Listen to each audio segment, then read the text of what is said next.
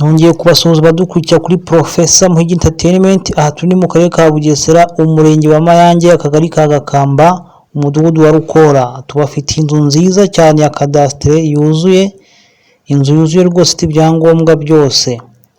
Ni inzu iri mu kagari ka Gakamba, umudugudu wa Rukora. Inzu ya cadastre yuzuye ishaka miliyoni 50 zuzuye.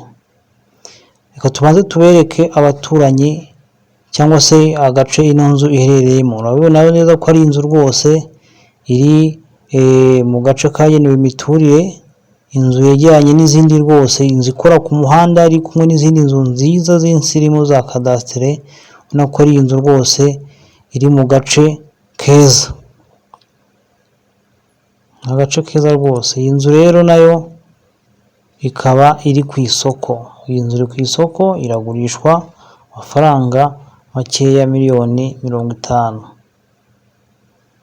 Inzu rwose hagati y'izindi nziza ikoze, inzu ifite ibyumba 4, ikagira salo na saramanje, ikagira igikoni mu nzu, ikagira douche 2, ikagira toilette 2, ikagira annexe mu gikari, ikagira douche na toilette byo hanze n'igikoni cyo hanze.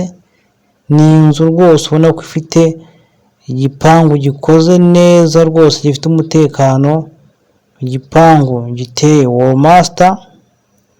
Iyi nzu ikoze finissage plafond, ibintu byose ubona ko ari inzu yuzuye rwose, yuzuye neza, inzu uhita ujyamo ukayibamo nta kindi kintu uhinduyeho. Iyi ni inzu rwose iri ahantu heza kandi ku mafaranga makeya ugereranyije n'aho iri ndetse n'ukuntu ikoze. Ni miliyoni 50, ubundi inzu